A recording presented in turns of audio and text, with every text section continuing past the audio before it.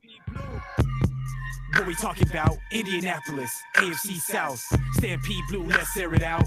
Fly route, let's air it out. Topics, loaded like offense, Colt-centric, talking about it often. Stampede Blue, let's air it out. Fly route, let's air it out. Do it big, like Blystone. Welcome back to the Stampede Blue Colts. Welcome back to the Stampede Blue Colts cast, ladies and gentlemen. I am your host, Matt Danely. Coughing through the intro, nothing better than that.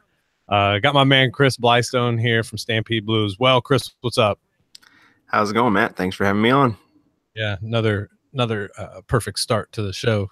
Seeing what I can do. Can't even name the show correctly, man. We're going to be taking some listeners' calls, folks. So about 10:45, we're going to open up the line, see if you guys aren't watching whatever that pay-per-view is, WWE or whatever. Hook us up with a call if you got a question, you want to talk about the draft or whatever. It may be 574-626-8689. Chris, let's talk about this. One of our esteemed colleagues, Steven, put a question out to us earlier before the show, and it goes something like this. What will it take to really wow Chris Ballard in a trade? He just got a plus 40% deal to move back 3 spots from the Jets. Is he looking for a similar deal, or would it need to be greater? This is probably the thing. You know, this is something that we wanted to talk about a little bit throughout the show to begin with. But I mean, think about that. He basically got blown away with that deal. Would you agree with that with the Jets? Absolutely. I mean, I think there are some people who have tried to kind of spin it like maybe he didn't get as much. But anybody who really knows the game and knows, you know, what's going on, he killed. And I don't think the Jets really lost. I think we actually talked about this. I might have been on the show right after this trade happened. And you know, nobody's really complaining that from the Jets organization if they get their guy.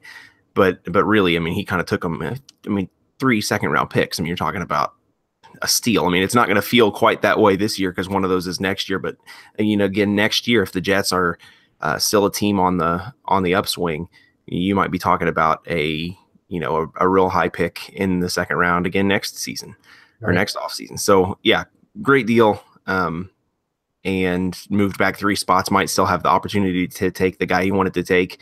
So you got to think if he decides to move back, yeah, you would expect him to be looking for value like that or better. Right. So what are we talking about with moving back? There's been some talk about Miami. That seems, I don't know. Just from no more than we know about it, it seems kind of unsubstantiated to say something as much as what some people were saying out there as to being close to a done deal, apparently, per McShay. That still seems weird for me. I mean, to be that much, you know, because they don't have a lot of firepower this year. My opinion is if we're talking about wow, right? Okay. So it'd have to blow him away, Ballard. I don't know that you get that from their 1 this year and a 1 next year. Do you? With that, I mean, that doesn't sell me. Somebody said that, and I don't even remember who they said it, but it'd have to have a 1. My opinion, it would have to have that 1, but there'd also have to be something attached along the line, and I just don't see that could be.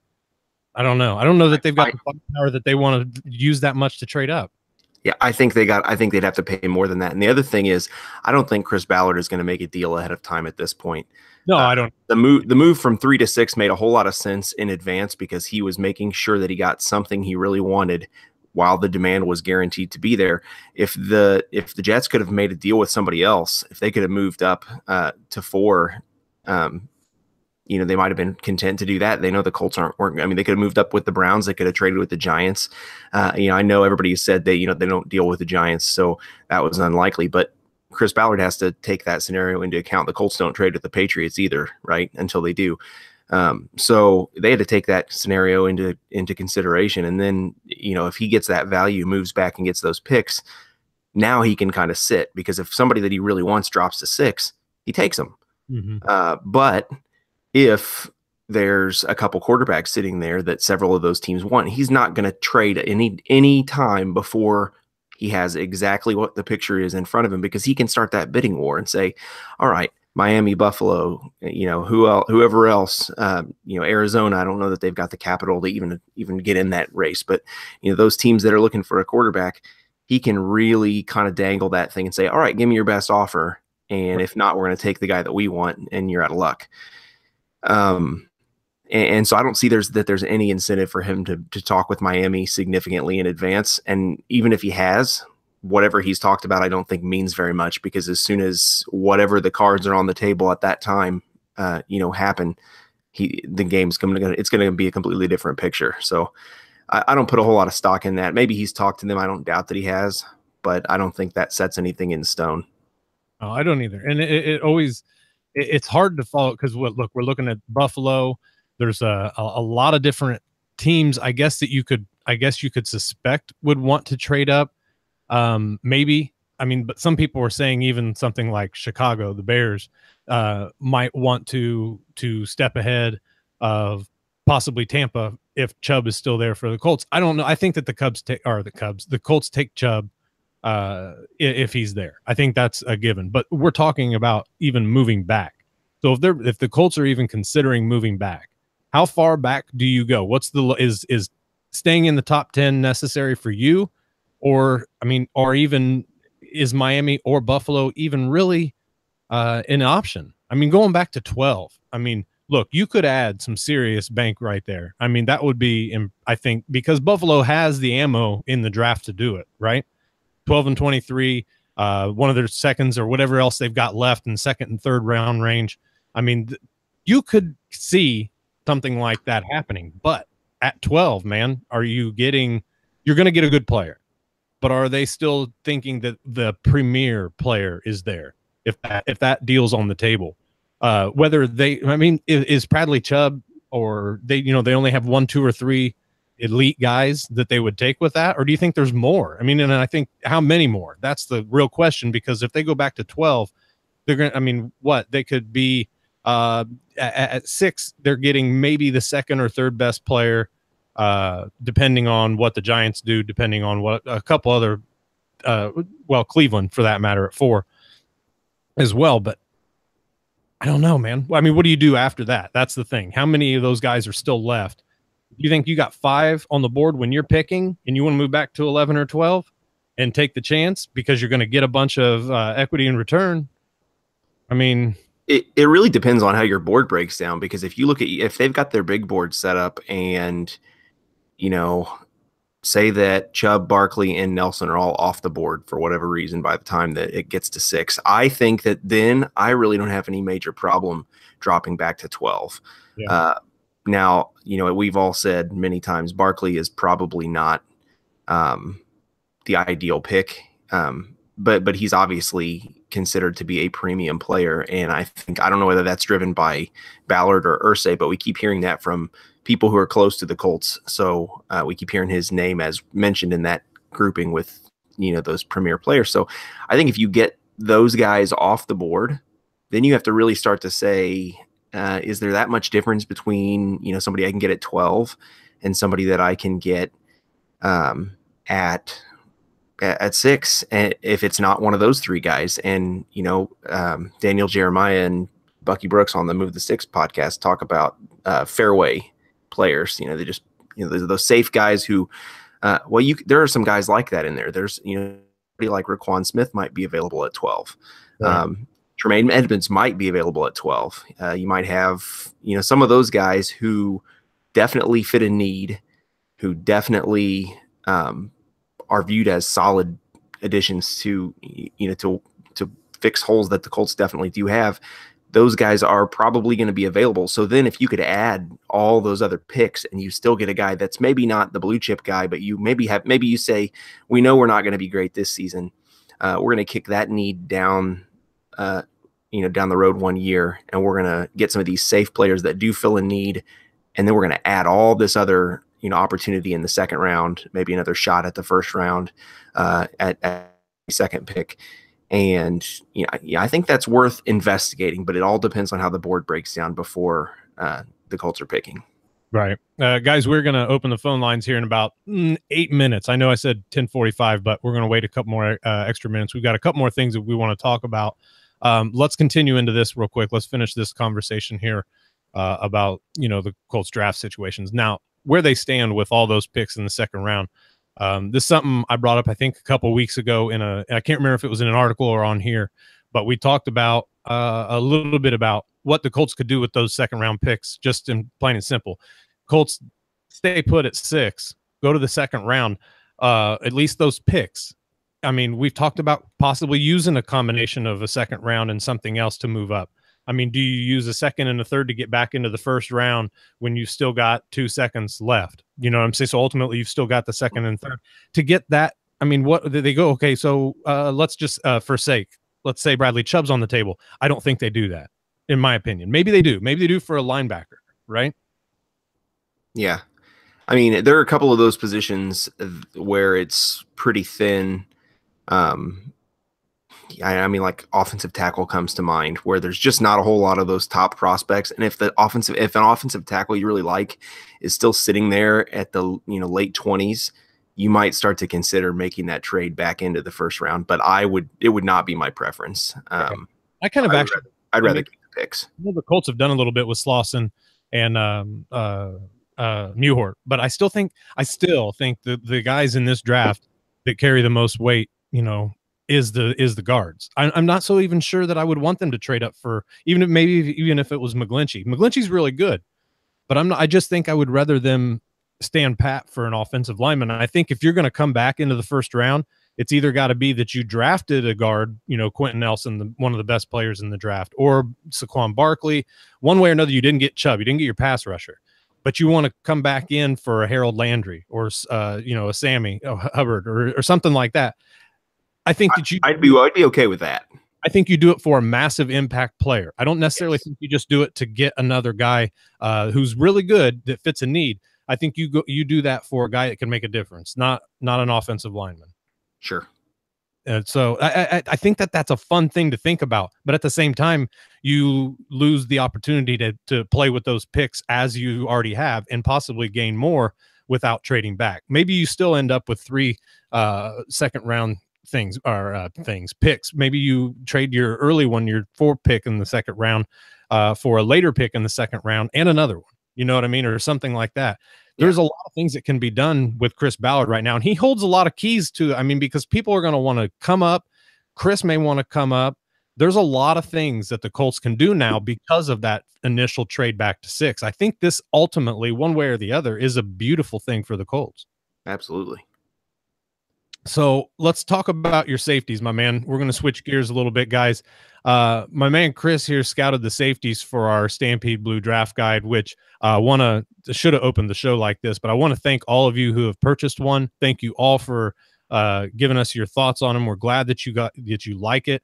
It was a lot of work, and a lot of people did a really good job on it. So everybody who was involved in that did an awesome job. And thank you, like I said, guys, if you supported it. We appreciate it. And I know that goes without saying for everybody else as well. But on this draft guide, Chris, let's talk about your top 10 safeties here. The Colts don't necessarily have a need. We kind of discussed this off air right before going live at safety. Some places suggest that the Colts need a safety. Need doesn't strike me as the word. We talked about that for this safety at that position for this defense. Not now, not right now. There's too many things that need to be figured out in that safety corp with, Farley being there. Like you said, does Geathers come back full strength? What's everything going on there? Does Hooker come back full strength? A lot of things determine. I don't think you worry about that at draft. So there's some guys at the back end of your top 10 that I don't know anything about, and I want you to tell me about them. Let's talk about a couple of those guys between 8 and 10. Yeah, well, we mentioned right before we went on, we talked about Cole Reyes as one of those guys, and he's an interesting study. He's an interesting guy to watch. Small school guy, North Dakota. The deal with him, and probably the reason why he's not higher, he's been perpetually injured. He has struggled with injury throughout. I mean, you look at his 2013, 14, 15, and 17. He missed time with significant injuries. When you add that in to the fact that he's, a small school guy, hasn't faced elite competition, that's going to give a lot of GMs pretty significant pause.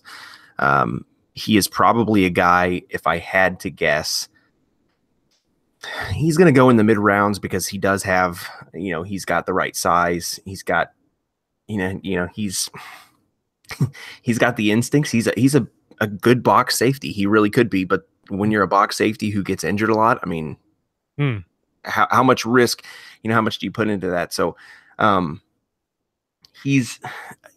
mean, if it weren't for the injury, he would be much higher. I really think so. And he'd be one of those people who I think would probably be a sleeper to probably not go.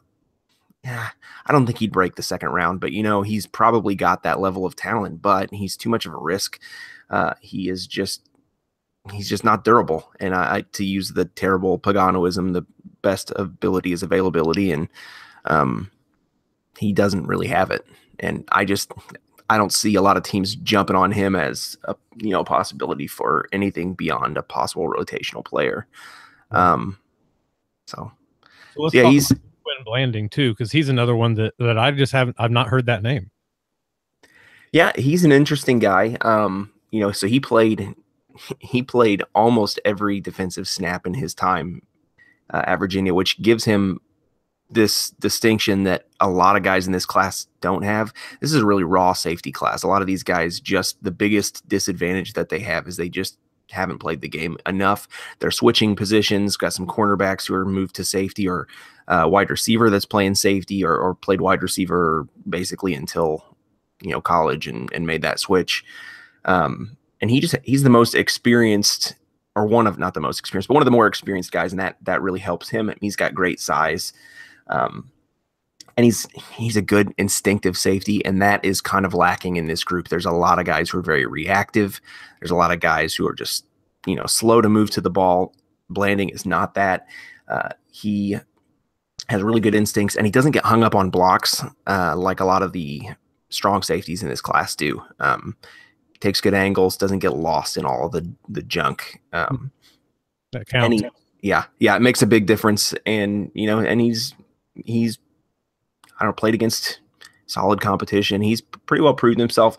I think he could be one of those guys who could be a surprise starter for a team if they're in need of a safety, but he's probably going to be best to sit behind somebody and develop a little bit, contribute to special teams.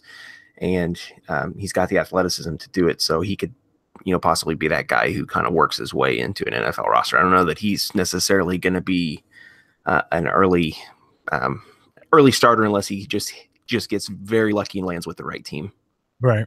Have to land with the right roster and have to show at the right time and have just that kind of a preseason for that matter. So you've got these three guys at the top of your list here. Everybody's going to know about them, but pick one of those guys, 1, 2, or 3 to pick off. I don't want to give your list. I want you to give it. So pick one of the top 3 and tell me what makes them. I mean, first of all, are these top 3 some pretty close to interchangeable to you, or is obviously your top there for a definite reason? No, I don't think they're interchangeable, and I have a little bit of a different view on this. Minkah Fitzpatrick is, in my mind, heads and tails above everybody else. His versatility really makes it for him, and it kind of just springs off the tape when you watch it that he's just a guy always moving to the ball. He's tough. I mean, he had a bruised kidney that he played through in the national championship game. He can do just about anything. You can watch him in a game, and he gives a team so much of an advantage because he can be all over the field. And he's not really, he's not going to be a negative really anywhere. Now, I mean, he's not perfect. He does have, like a lot of those guys who play fast, he can overrun a play or things like that and get himself out of position. But, for the most part, just instinct, overall ball skills, moving to the play and not steps or anything like that, not really biting on a lot of fakes or anything. He's just that guy who's been a consistent player, and he's done it at the highest level of competition. And so you got to have a pretty good feeling for what he's going to be capable of. And then, you got Derwin James, who's beneath him. And I'm not as high on James as a lot of people are. He's a freak athlete and he has all of the measurables, but he's a lot, in my mind anyway, he's a lot of a projection. People see what he can be, and what he can be is impressive. I mean, he's got the all of the innate abilities. The big thing that you can't scout on film that I keep hearing about him in doing research, and I tried not really to incorporate this into my film study because this is not something that I can find out firsthand, but you just keep hearing about how he's a leader, about the kind of guy he is. So I think that's probably going to be in his favor. Obviously, that doesn't show up on tape necessarily per se, but the type of teammate and player that he is significant, and everybody talks about the kind of locker room guy that he is. And if that's the case, he may have an opportunity to really, be a great player. I mean, he definitely has Pro Bowl potential, just based on what he brings to the. Go ahead. No, you're fine. I thought you were close to finishing up, but what is your read then on Justin Reed as far as? So I'll be honest, my method of scouting safety specifically, the first safety that I ever scouted was Eric Weddle. Mm-hmm. And the thing that I liked the most about Weddle was that he's a solid tackler. He's not an athlete, like a super freak athlete. He has great instincts, and he's always moving into the ball. He doesn't let guys get around him. And Justin Reed is just a smart, instinctive guy who is always moving to the right spots. He's not a freak athlete. He is not this overwhelming, athletic talent. He is athletic. He's more athletic than he gets credit for, and his combine numbers are pretty impressive if you actually look through those. And the game tape shows that too. He's not unathletic, but he's not as smooth as some of these, other guys. Somebody like Ronnie Harrison gets a lot of credit for that, and usually most people have got him above Justin Reed. But he's got good combine numbers. He's got I don't know what this counts for, but he does have the biology going for him. His brother's a Pro Bowl safety, strong safety, free agent right now, I think. But he got that in his genetics are solid. He's not an elite speed, but I think that because of his instincts, he doesn't find himself in bad position almost at all. I mean, he's in the right spots to make plays. And I don't want to make this comparison because I am just the worst at comparisons, but Eric Weddle is kind of who I thought of when I'm scouting him, of just that ability to find himself in the right spots, despite the fact that he's not the most athletic guy, that he's not just some overwhelming force on the field. And I think he still has the ability even to play up in the box and be kind of a versatile guy. I would think for him personally, I think he needs to be in coverage, or maybe if he could, play the slot or things like that. He's got good ball skills and really just let him play off those instincts and develop. And I think he could be a really good safety that somebody gets sneaks into the second round and could be a really good pickup for somebody. Interesting. Yeah, who was the funnest to watch out of those top three then for you that you really just enjoyed the most? Kaiser White. Kaiser White. And I mean, obviously that's not one of those guys. So yeah, Minkah was the most fun of those three guys. I totally didn't answer your question, but Kaiser White was the most fun prospect to watch, period. Like just of the guys, because he completely came out of left field. Didn't expect him to be as significant a guy as he was, and he was just fun to watch. To totally not answer your question. I didn't hear the tag on there, but yeah, he was my most fun guy to watch. Minkah's definitely, I think, as far as just overall excitement because of how good he is, Minkah's maybe the most enjoyable watch from that perspective. But as far as just like kind of finding a guy that you aren't real familiar with and just watching him go, yeah, that's and a guy that I thought, man, wouldn't mind seeing him in a Colts uniform. Kaiser White's one of those guys. Right. That's interesting. Because like said, I don't think there's a lot of people talking about him either, though. Yeah, I mean, and he could. All of these guys, I think, could go higher than they probably should, just because there's not a ton of talent at safety this year. Mm-hmm. And if there are teams who have need, they're going to pick these guys up. Kaiser White is one of those guys who, he hadn't played a ton. He's sort of a raw talent. Kevin White's his brother, so maybe he'd have a chance to show his brother up, Kevin White, for the Bears. But I don't know. He has all the measurables, stupidly athletic. And he could even play in sort of the nickelbacker kind of role. He's a big enough guy to do that and excel in something like that. So, somebody looking for a good strong safety that maybe could slide into the second round. I don't know that he's necessarily that good. He probably needs to develop, but he could get there if teams are kind of reaching, and we know that they do that as soon as the draft gets rolling. So, yeah, for sure, absolutely. All right. Hey, dude, great stuff. I've been reading everybody's stuff and it was fantastic. You did a great job on these safeties, my man. Yes.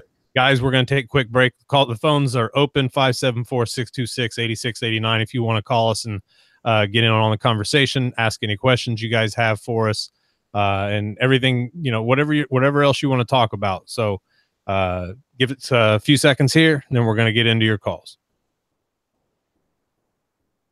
All right, guys. Like I said, phones are open, so give us a call, 626-8689 if you guys have something you want to say.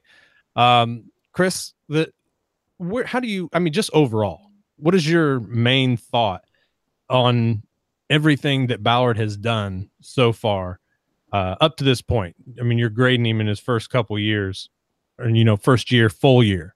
Where do you go from there? Well, I mean, it's been a little bit frustrating because, he kind of got saddled with this coaching staff from last year.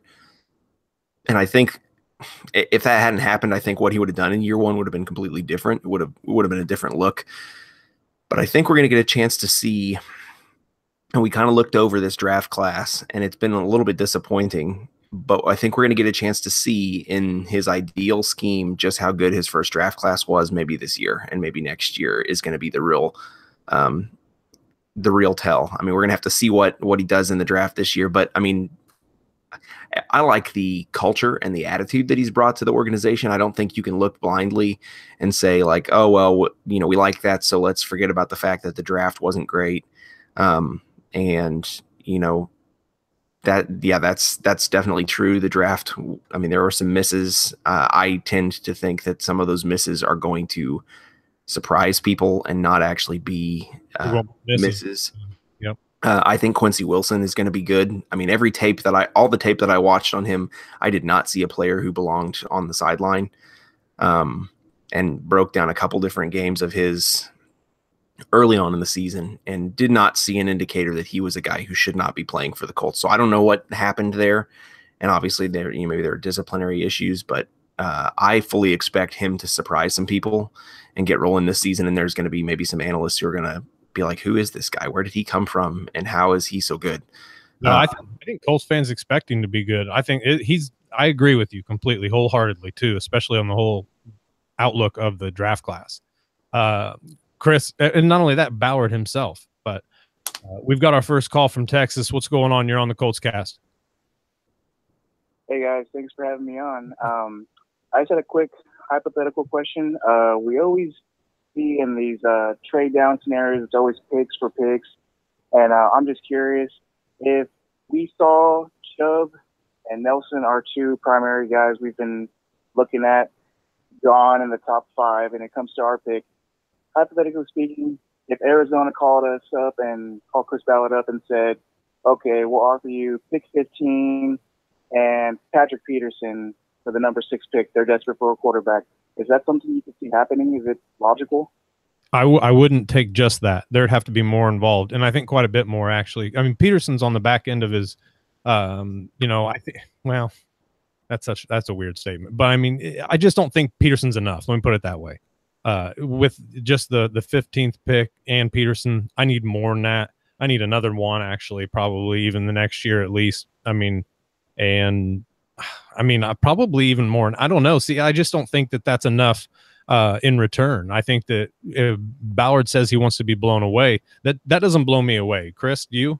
Well, yeah, I agree with the value, but logistically speaking, even I have some questions, and that is, we just saw, obviously this was a sham, but we just saw the deal with the Ravens, and why am I going to blank on this receiver's name? Is it Ryan Grant? Yeah. Yep.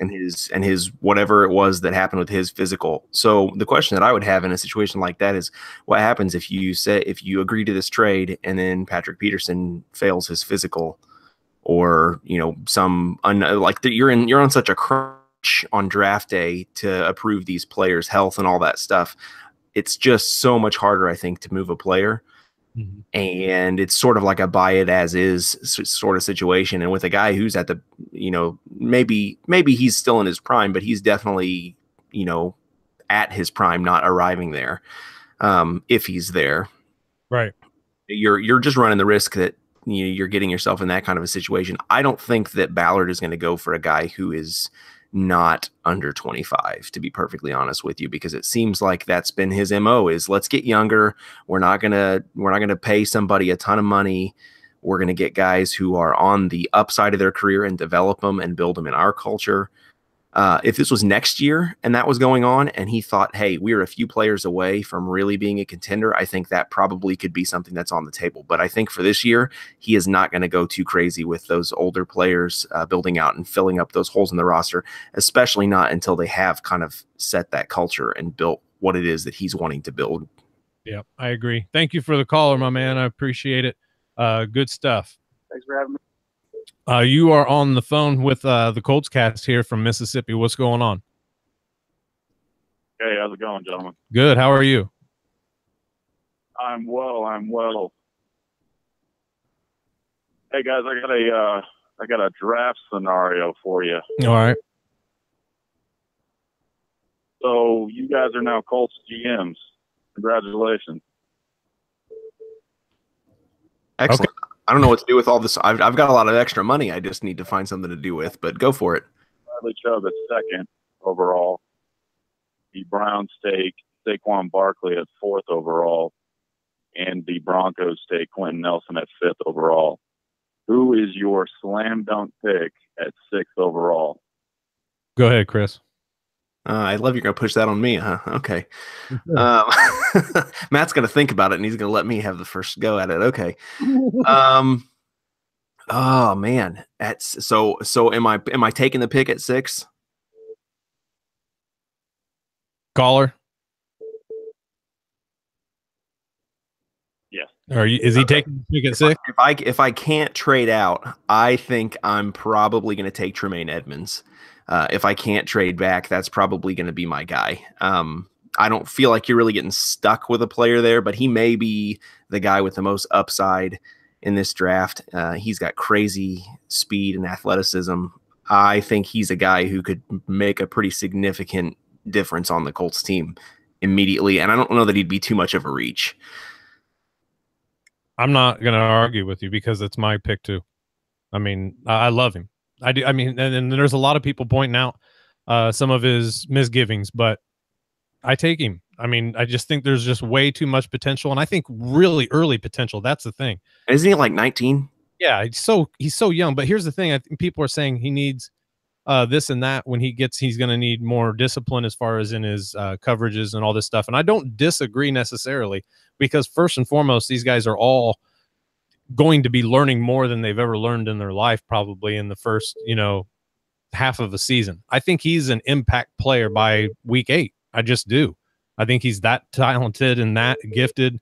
I think it would be excellent, actually, to be quite honest with you. So that would be my decision without question. So thank you for the caller from Mississippi. From Tennessee, you're on the Colts cast with Matt and Chris.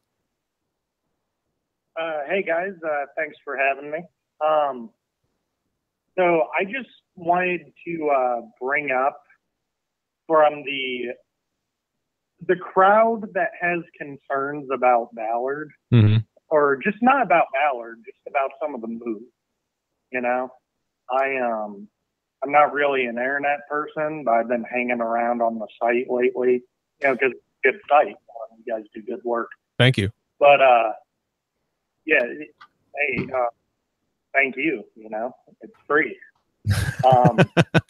So, I've seen a lot. The internet's an angry rage bit, but I've seen a lot of infighting over people who are just like me, who see the Jonathan Hankins. We see the what's his name, Danner last year.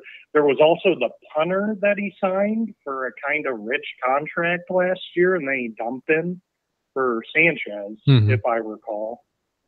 I don't know. I feel like, just as a Colts fan, there's this air out there that Ballard has to be Jesus Christ reborn. And I don't know. I feel like that's, why do we think that? What is the objective evidence that he's really good at his job?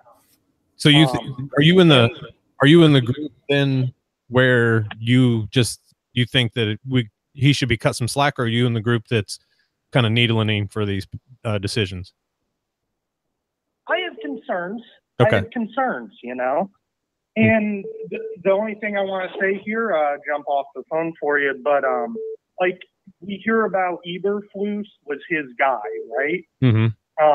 Like that wasn't McDaniels, that was Ballard, is what I kept reading everywhere.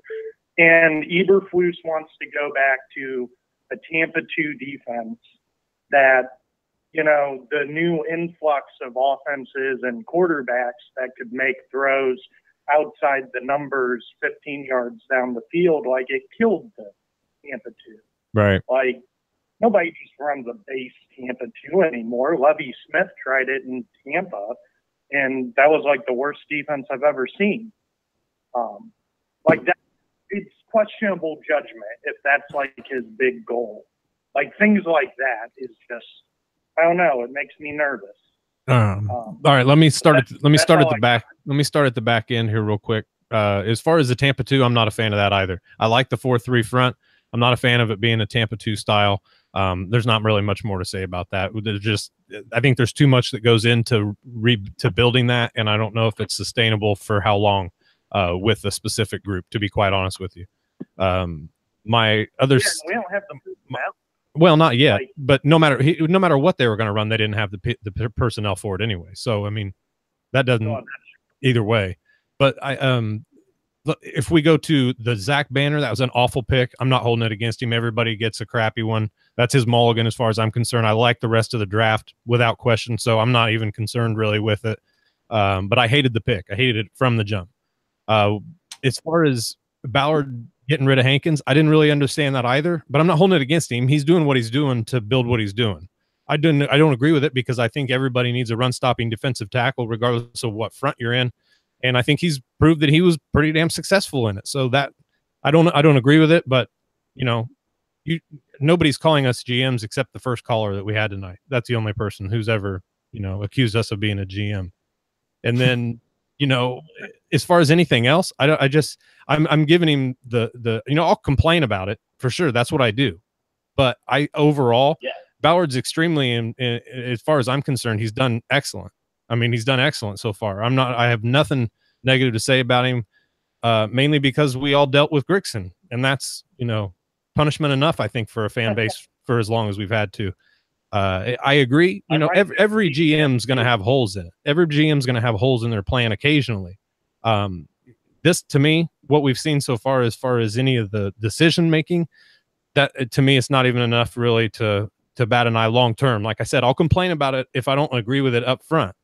But overall, long period, even though it's only been a year, you know, I'm still well in Ballard's court. Right on, man. Thanks. Absolutely. Thank you for the call, man. We appreciate it. A couple of you guys are continuing to try. I'm sorry, trying to work this as well as I can to get you all in at the time allotted. So like I said, I may bring you in and put you on hold. And if I do, be patient. I'll get to you after the person that we're talking to is off. But love that you guys are calling in. This is great. Sorry for those of you who haven't gotten through so far.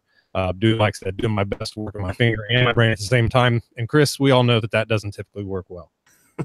So I didn't give you a chance to talk there, man. That was my fault to kind of answer his questions. Why don't you do that until we get ourselves another caller?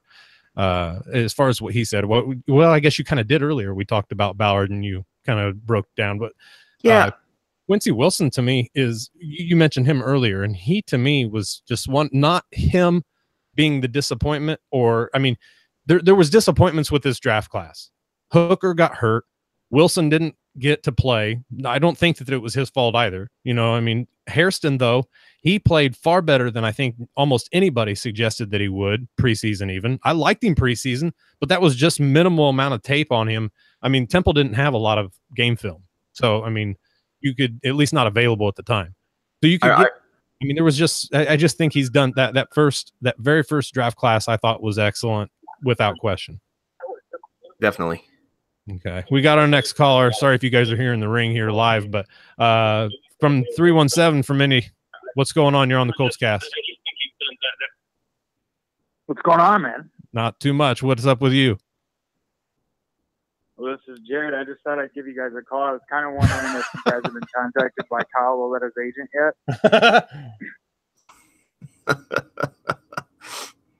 It seemed like a reasonable way to start the digital genius here for the Stampede Blue draft guide is clogging up the airwaves for the Colts cast. Go figure, right? Right. I just want to call and say congratulations to all you guys on all your hard work.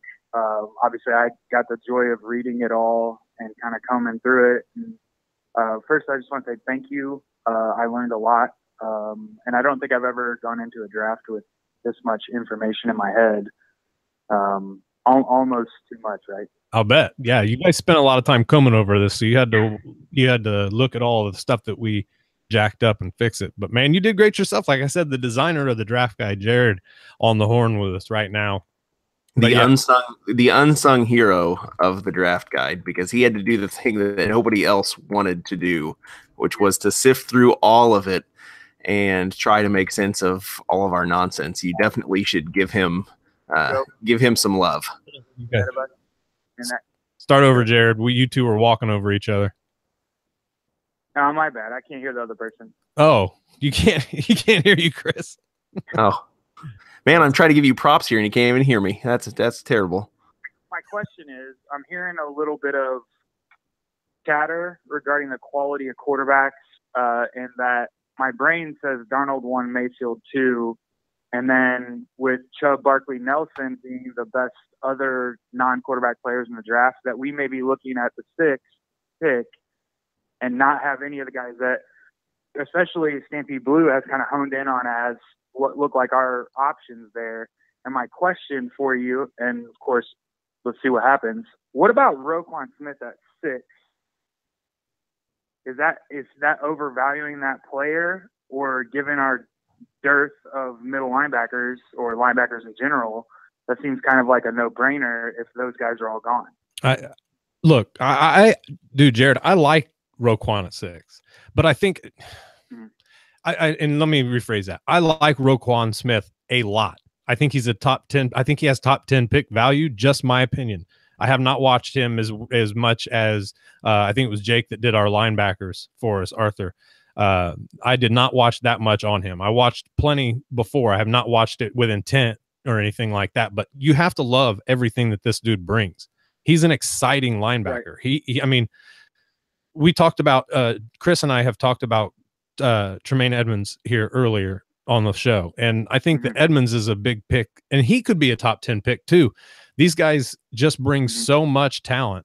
It's hard for me, right? Because somebody say, well, maybe at 11 or 12, maybe not at 6. I'm like, oh, well, what's the difference, man? If you're getting an all-pro player inside the top 10, and that's just the guy you like, and that's the guy you have rated, then, or, highest, then do it. I mean, you don't ever let another person's board affect yours. And that's how they're going. So if Chris Ballard's got Roquan Smith as a top 7, top 8 talent overall in this draft, I'm not arguing with him, because I think Roquan's going to be a great linebacker in the NFL, and I think he's going to be a standout. I don't think that he's just going to be a good rotational guy. So I think that if Ballard feels that way, jump on it. Agree. And then I'll let you go and let our other callers hop on here. But I also wanted to say I have a little conspiracy theory that I wanted to posit, and I'll just let you ride. All right. We announced publicly, Frank Reich comes out and has this big, hey, we're going to move on from Frank Gore, the GOAT.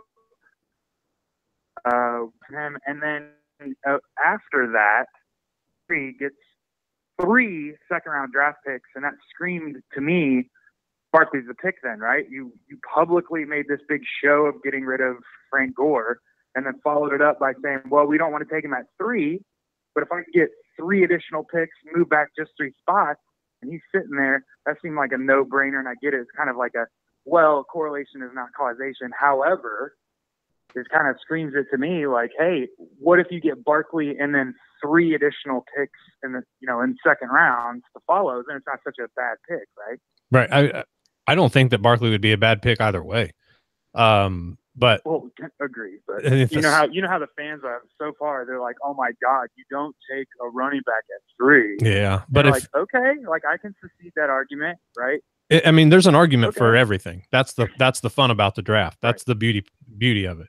I think that they made, as far as Gore, I think they made a big old deal about it. And I wouldn't even say they made a big old deal about it, but they did what they do when somebody it's Hall of Fame caliber goes away from the team. He deserves it. And I think that was it. I think that was nothing but respect for that guy who came in there and expected to have a ring on his finger from the Colts to begin with by now with Andrew Luck.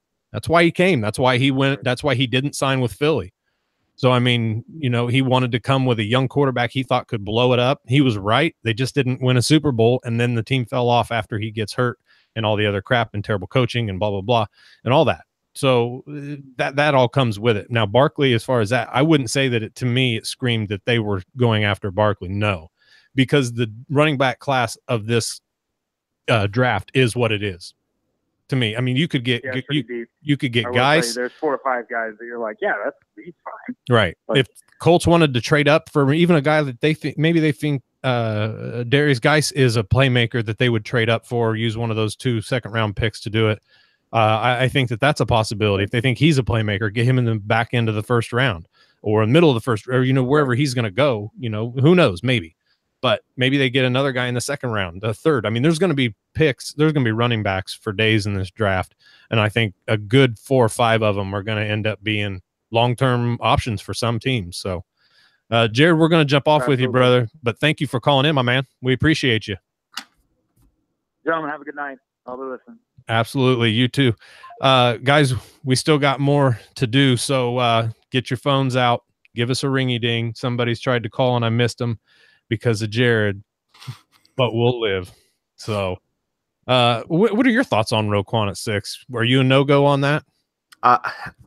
I would be fine with it. I'd be thrilled with it, actually, because it does fill a need. I don't know. I mean, like I'm like you.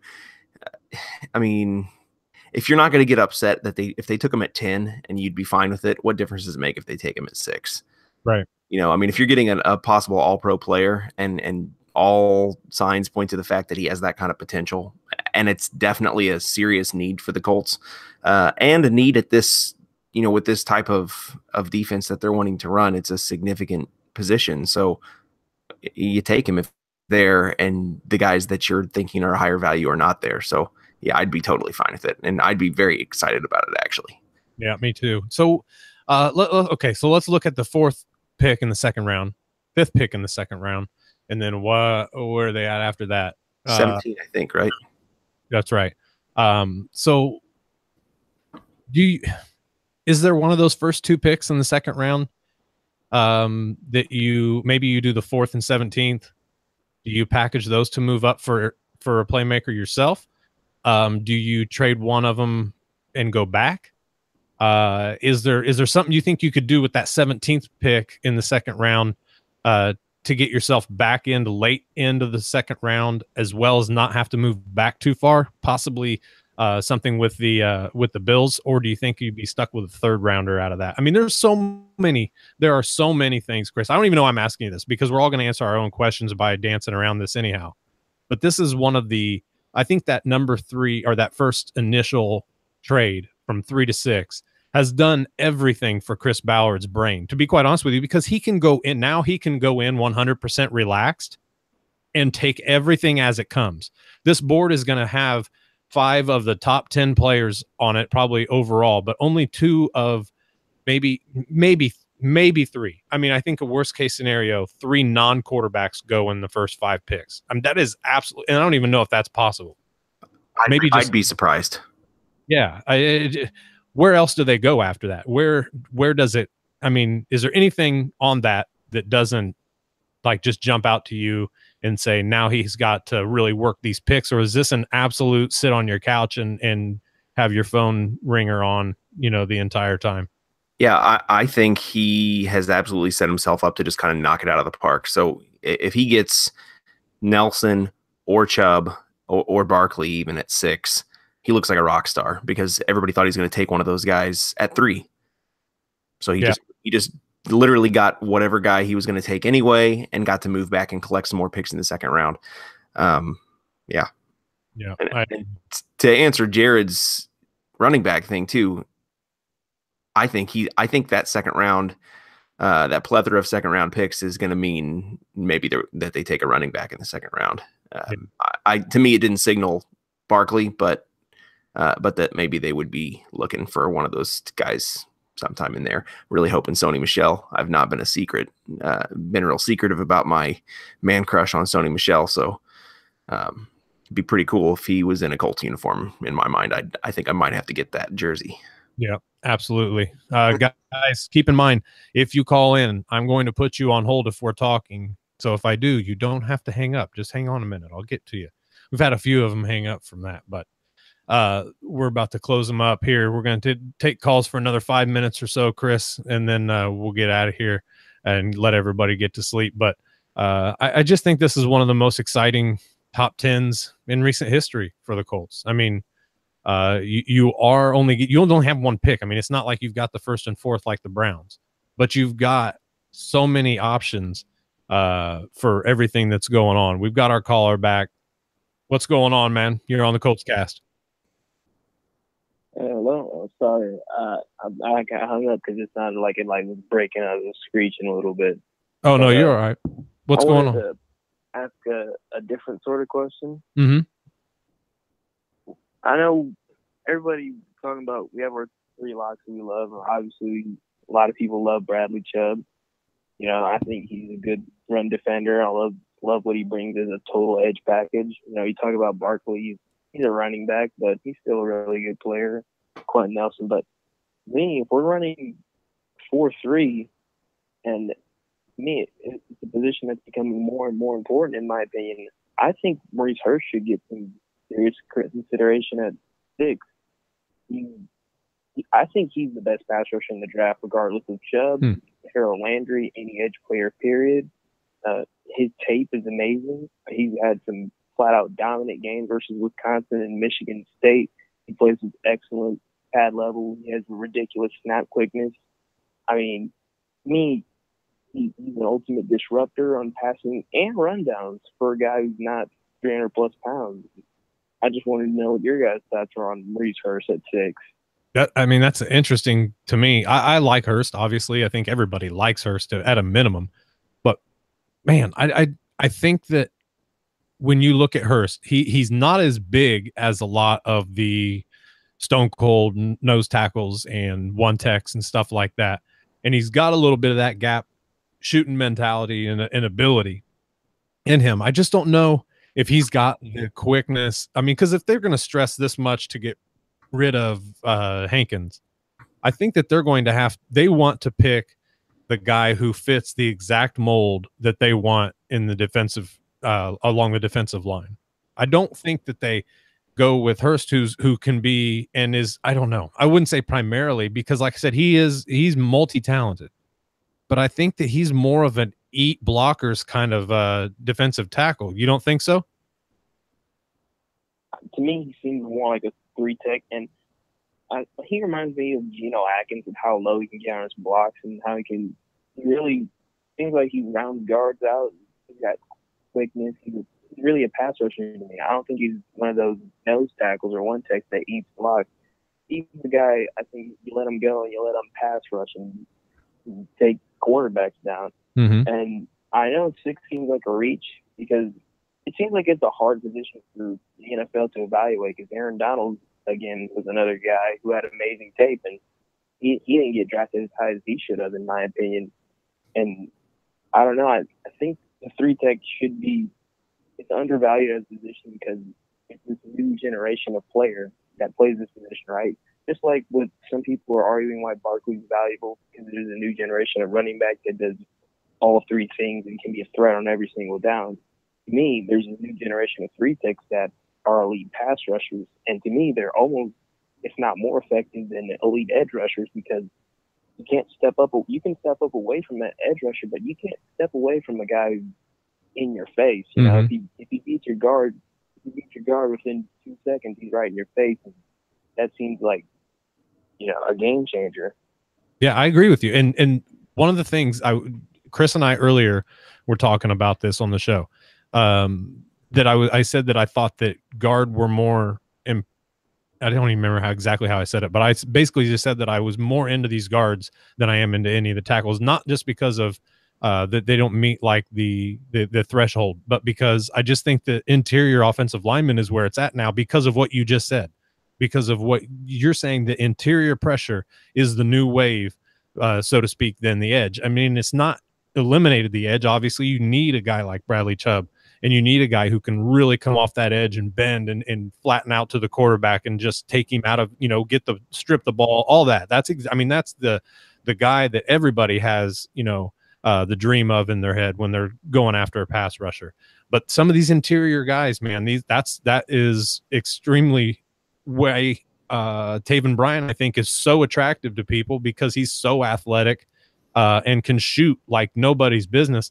I don't think you could go wrong with Maurice Hurst. I love him, and you're on the ball on this, and I agree with everything you're saying. You've obviously watched him, and that is the point. He is so talented. I don't know where he goes in this draft because there was the medical brought up. How important is that? He was eventually cleared. I mean, I don't know the semantics of that, nor do any of us really. But I think that that's going to be in some team's head regardless. He failed it because of something to do with the heart. Is there lingering issues? It's just not as bad as they originally thought when they, failed him or what? But I think that is going to scare a few teams off. Does he end up like Nick Fairley and having to, move on because he's not passing physicals or because it's too dangerous? I think that that's still going to weigh on his draft stock. I can't imagine that the Colts would take him at 6 because of that. But then in the end, if the team clears him, then what have you got? You've got one of the best defensive tackles that I think have come out in a long time in Maurice Hurst. I just don't know where he goes in this draft, but I think that the affinity for him is as widespread as you probably think it is as well. Yeah. I mean, like I said, I love Maurice Hurst. I think Taven Bryan, I've heard that a lot. I've heard of, because everybody says about every position why I draft player X when I can get player Y in round X, Y, and Z. And Taven Bryan to me reminds me a lot of Robert Nkemdiche. He's a great athlete, but you still got to put it together. But to it's me, an interesting comparison. I love Maurice Hurst. Great hand placement, strong guy. He can bench press offensive linemen. He's the whole package to me as a 3-tech, and I think it's more important because of the 4-3 we play in to have that sort of presence on the defensive line. And edge play is very important, but I don't know. I think you could get by with somebody like Basham and Sheard on the edges for a year, or maybe you draft someone in the late round. But if you have Maurice Hurst just tearing it up inside, and those guys are not getting a lot of attention, towards them, I think that could be a formidable thing for our defense. Yeah, I'm with you. I agree with you. Thank you for the call, man. It was excellent stuff. We appreciate it. Chris, what are your thoughts on all of that, man? I mean, Maurice Hurst love, where are you at on him? Well, I haven't watched a whole lot of him, but what I have seen, I mean, he's definitely a talented player, and same thing. I mean, personally, I'm in the Taven Bryan bandwagon, but yeah, I mean, I have the same questions, and they all tie to not really understanding, like we talked about earlier on in the show, not really understanding the Jonathan Hankins thing. Like you said, I think they're going to be very particular about the kind of guy they go for those interior defensive line guys. I don't know what that is, but we know that it's going to be tied to speed. We know that it's going to be guys who can really get upfield, because that's what they've told us. I mean, I wrote a piece on Stampede Blue a week or two ago, really kind of breaking down all the different times that Eberflus and Ballard have said, it's going to be about speed. Speed is going to be the thing. So, yeah, I don't know. I mean, I just feel like that position is definitely a need, and I know that you don't want to draft specifically based off of need, but I'm not certain that somebody like Maurice Hurst is so much better than somebody like Tremaine Edmonds or Raquan Smith or something that, like, when there's a more significant need and a player who's about equal value, I think you take the guy who fills the more significant need if their value is pretty similar. Yeah. And in the Colts spot, I just think, I mean, with somebody, Henry Anderson is not necessarily a great guy to fill that role, but I think he's proven himself to be a quality player. You know, I don't really know how Al Woods fits into this picture at all. Yeah. But you've got Stewart, who you know, you'd like to see maybe step in and take a bigger role from the rookie class last year, and I don't know what his role is in that. But you know, you're probably looking at guys who wouldn't start on any other team who are right now starting in your linebacker core. So I mean, they probably wouldn't start on any NFL roster, maybe. I mean, with the exception of John Simon, who is going to be fitting into a completely new role, and we don't know what that's going to look like for him. So to me, that's the most pressing area where you have to say, man, if I've got equal value of players, I got to take the guys that fill the need that's more significant, and that's the linebackers in my mind. Yeah, I agree. Now let's talk about that for a minute, because somewhere I wrote something about the defensive ends that the Colts have coming back. They've got both Basham and Sheard currently listed as outside linebackers. We know that probably is not going to be the case in this 4-3, that either one of them fit the scheme for a 4-3 outside linebacker. They're both defensive ends in this scheme. But that interests me because that makes, in my opinion, the outside linebacker maybe a larger need than on its own merit. Okay. Think about it this way, because I'm about to piss some people off. I think if I'm looking at the Colts where they're at, those two are defensive ends. They go into the defensive end position. They are edge rushers, correct? Yeah. Okay. So the Colts on its own with an edge, they don't have an outside linebacker right now, unless they're going to convert somebody who's an inside linebacker or just get extremely lucky out of this. So do the Colts actually value a guy like Edmonds more than they would value a guy like Chubb? And I mean, on its surface, a linebacker, an outside linebacker versus a defensive end in general, or an edge rusher, is the more value on a guy like Tremaine Edmonds, who can rush the passer, but also fills a critical need at outside linebacker as well. Because there's nobody on the roster right now that, in my opinion, I like Jeremiah George. I think these guys can all move around a little bit, but I think that if they have the biggest need out of those two positions, I think they don't have an outside linebacker. They've got two edge rushers right now. One got second-year guy, one guy who played his ass off last year and cheered. You don't have that in an outside linebacker at all. I mean, you have Simon, okay? I think that that's probably where he fits, but we don't know that right now. He's going to be as in limbo as anybody, and you hit on that a few minutes ago. I'm kind of, beside myself trying to think about this, actually. So what are your thoughts on it? Yeah, I think that's definitely it's a legit question. That is that gibberish? I mean, seriously, tell me if I am. Am I talking gibberish with this, or is this real? No, I mean, and this is where it gets crazy in the draft, because we don't really know. This is where it'd be so cool to sit into a draft board planning room for the Colts and just hear how they stack this stuff up. Do they do, overall best, most talented player, and we're going to take that. If it's close, we're taking the most talented player, regardless of whether it fills a spot that we really, you see. Right. The Jets are a good example. How many times have we seen the Jets take a defensive tackle where been the strongest part of their team, and they take another defensive tackle? Right. I think they did it like 3 or 4 years in a row. Let's assume that Edmonds and Chubb are equal on their board. Yeah, I mean, if they're equal, then you have to it's been pounded into our brain that defensive end position is the most significant. But if you can just dump off screen passes to your running back because you don't have a linebacker who can cover the running back, it doesn't really matter if you have a really good pass rusher, because your quarterback's they're just gonna dial up those short passes and kill you over the middle. Tom Brady has made a career of doing that. Mm-hmm. So I think both positions, let's be real, both positions are really important. And so the question is, do you think that you can get somebody who is as good as Bradley Chubb next year to fill that role? Or do you think you can develop somebody into that spot? Or do you think that you can get somebody who does that later on in this draft and who you can develop to take that spot this year? And which one do you think is going to be harder for you to fill? And I think that maybe you're going to look at the edge rusher and say that's harder just for that reason. But that would be the only thing that I could think that would be a legitimate reason. If they're equal, side to side, my preference would be, honestly, would maybe be to take the linebacker. But I don't know that that's smart. I mean, I might get myself fired. Maybe that'd be my only move as a GM, and they'd be like, "Hey, that's your Philip Dorsett. You're gone." You could be, but it's. I think it is valid. I think it is.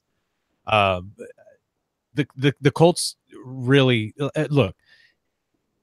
It's all going to come down to what they feel, and if the two guys are there, they're going to take which one they think is the more sure thing, regardless about Basham and Sheard or anything else.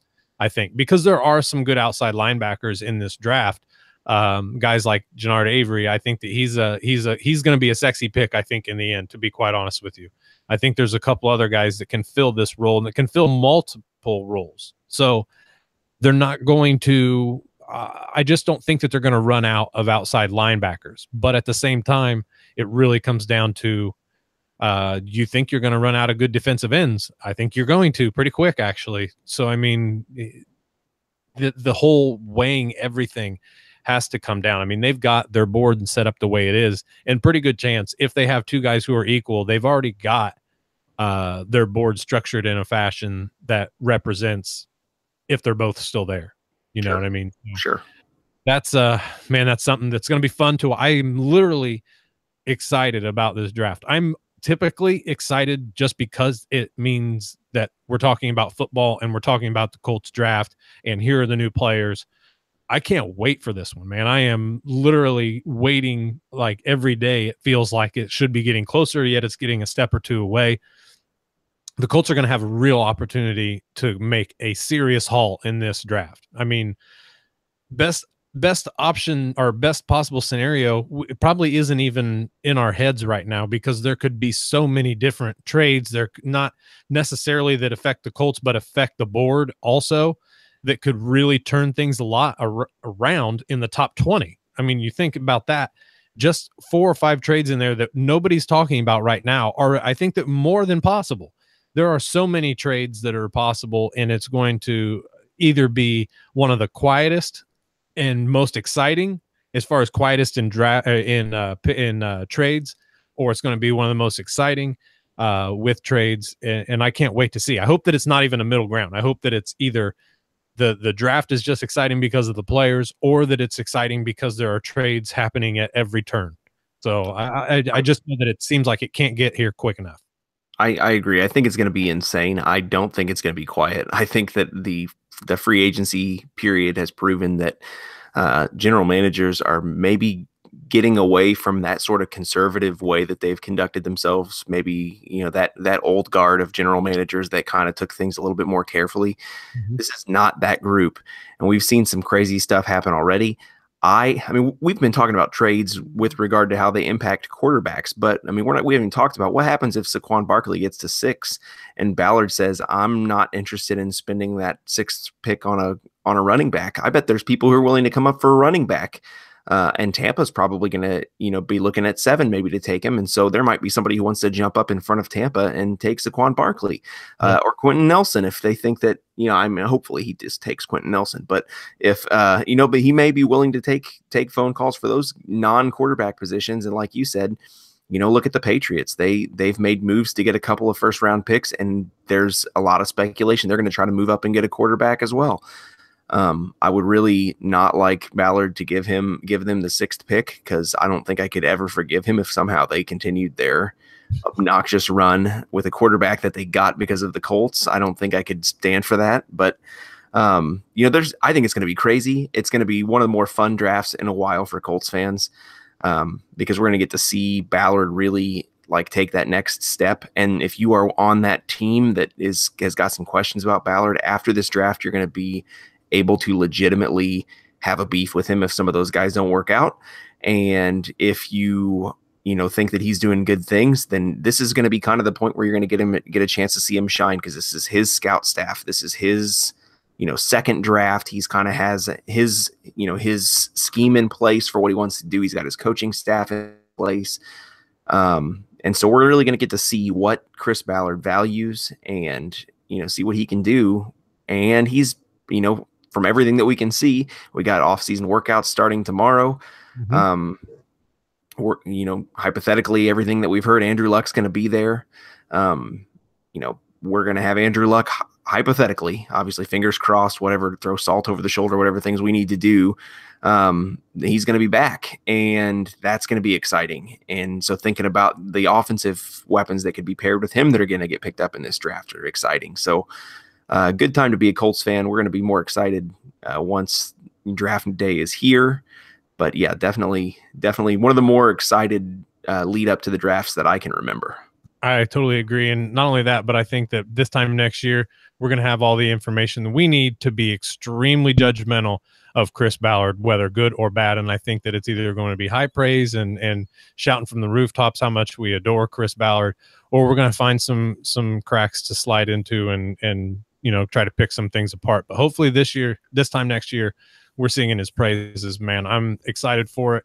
I can't wait. It's good time to be a Colts fan, in my opinion. This is a massive rebuild, and things are coming along. So, Chris, thank you for joining me tonight, my man. Excellent show.